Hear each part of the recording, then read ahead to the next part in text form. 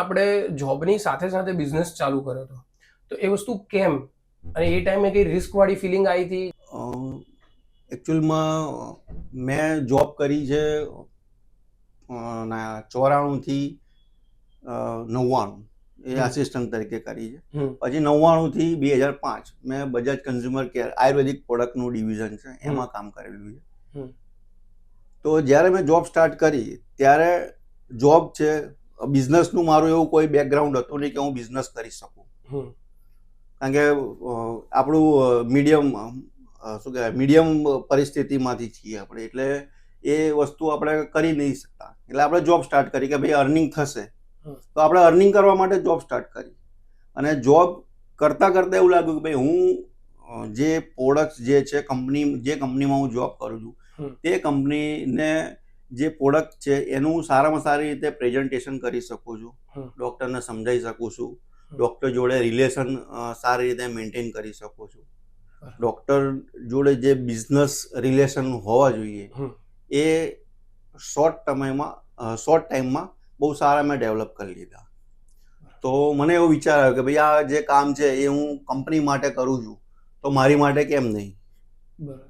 એટલે 99માં job start કરી હતી અને 2000ની સાલમાં જ મને વિચાર આવ્યો 8 થી 9 મહિના પછી કે હું મારી પોતાની કંપની ખોલીશ. તો એટલે આપણે જે વસ્તુ બીજા માટે કરતા હતા એમાં આપણે થોડુંક એક્સપર્ટ બનવા લાગ્યા હતા, એટલે આપણને એવું લાગ્યું કે આ વસ્તુ આપણે આપણા માટે જ કરીએ. હા. ઓકે. તો જ્યારે આપણે જોબની સાથે બિઝનેસ ચાલુ કર્યો તો આપણને એવું ના થયું કે ભાઈ બંને સાથે સ્ટાર્ટ કરીએ છીએ તો અગર જોબ જતી રહી અને બિઝનેસ બી ડાઉન થઈ ગયો તો શું કરીશું?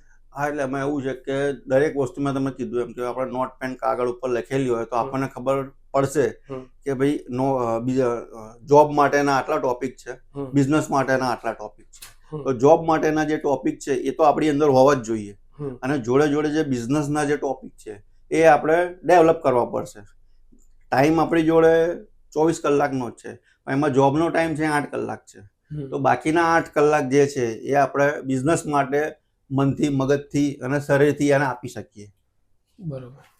તો એ કયો મોમેન્ટ હતો જ્યારે આપણને એવું લાગ્યું કે જોબ છોડી દેવી જોઈએ અને ફૂલ ટાઈમ બિઝનેસ પરસ્યુ કરવું જોઈએ? હા, એટલે મેં પહેલેથી એવું ડિસાઈડ કરેલું હતું કે જ્યાં સુધી મને જોબમાં જેટલો સેલરી મળે છે અથવા જે જોબમાં મારું જેટલું અર્નિંગ છે અને એનાથી મારું ઘર આસાનીથી ચાલે, એ પોઈન્ટ એ મેં સિચ્યુએશન પોઈન્ટ નક્કી કર્યો હતો કે ભાઈ આટલો પોઈન્ટ આવી જશે ત્યાં સુધી હું જોબની સાથે બિઝનેસ કરી, પછી હું છે એ જોબ લેફ્ટ કરીશ. એટલે ટૂંકમાં સમજો કે એ પોઈન્ટ આવી ગયો કે ભાઈ હવે મને લાગતું હતું કે ભાઈ હવે હું જો જોબ કરીશ તો મને બિઝનેસમાં બહુ મોટો લોસ થશે.